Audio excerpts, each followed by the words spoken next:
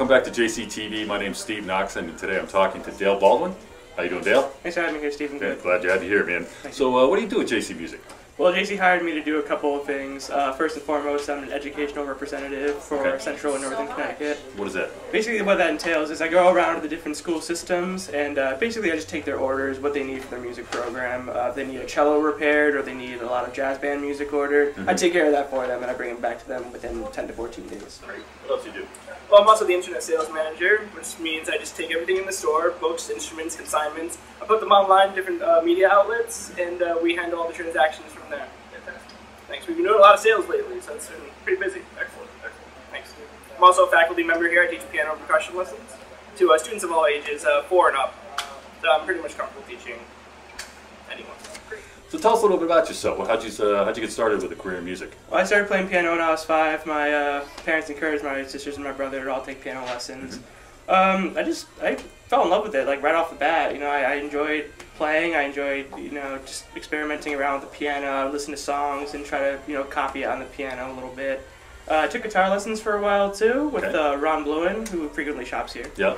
And I didn't start to get into percussion until I was in high school. And I started out in pit. I played marimba and some auxiliary percussion, stuff like that. Okay. And the next year, I became one of the youngest percussion captains in my high school's history at 14. Cool. So I mean, I picked up a little bit, as you can imagine. So did you play the bass drum, like in the marching band and stuff? Yeah, I did. I played bass drum. Most of it was mallet percussion, xylophone, marimba. A lot of fun marching in those 10-mile parades with the bass drum. Oh yeah, of course. I had to do bass drum for the parades, but never got used to wearing a harness. No, it's a little rough. It's a little rough. I did that in high school. Remember that real well. Yeah. So I hear you're a composer as well. I am. I studied with Ken Fuchs up at UConn. Okay. I got a bachelor's degree in percussion up there, and he just opened me up to like a world of creativity. That he was a teacher that he didn't go by the book. The first question he would ask me when writing a piece was, "How do you feel about it?"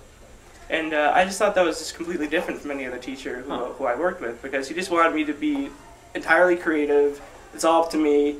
Don't worry about any of the theory rules. Just how is it working for you, and then go back and do all the fun stuff later. Clean that up later. Right, exactly. And you've got some videos on YouTube of your music? I do. I have my own website, actually, on Wix. It's dalebaldwin.wix.com. Wix, W-I... W-I-X. W-I-X, okay. Yeah, it's basically just a composer's website for myself. I give information about private lessons there, too, and a little biography about myself. Okay. I studied with some great teachers up at UConn as far as music and composition goes. I studied with Haruka Fuji, which is a world-renowned marimbist from Japan. I studied with Javier Diaz from the American Symphony Orchestra. And Ken Fuchs himself, he's a brilliant man, nominated twice for 2 Grammys. Wow. For his work with the London Symphony Orchestra. So I could definitely say I learned a lot from those people. I would bet. Yeah, you probably got a pretty broad range of musical styles, too, from having those different teachers. Exactly, fantastic around the world. experience. So what's the best advice you could give to a new music student? Best advice is a lot of students, they don't do enough listening to music. I mean, they spend so long at the piano or so just trying to figure out the small piece I have and learn how to play.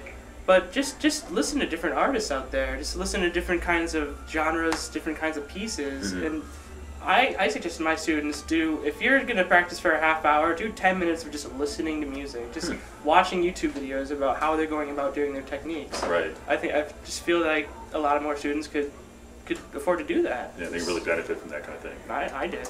Yeah. I didn't realize that until college, that listening was such a huge part of being a musician.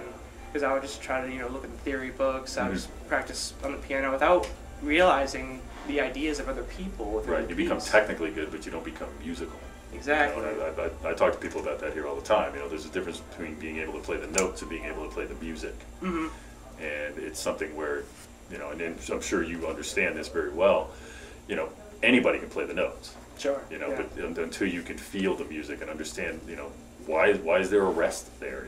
It's about having an idea. Like a composer writes a piece because he has an idea, and people who play the piece have their own idea about that. So it's, and then if you play it, just the notes off the page, you're not really getting the full emotion that the composer intended. You want to have your own kind of ideas in there. What does the piece mean to you? Play it how it means to you. Yeah. Like if you think this is a happy piece, play it that way. I mean, just don't play it because someone else played it, in a somber kind of way. Right. you can do whatever you want with any kind of thing. That's what music is about, right? It's true, man. Well, Dale, it's been a pleasure talking to you. Nice working with you here at the store. And come on down to JC Music and say hi to Dale if you have a chance. Thanks for joining us today here on JCTV, and look forward to seeing you on the next episode.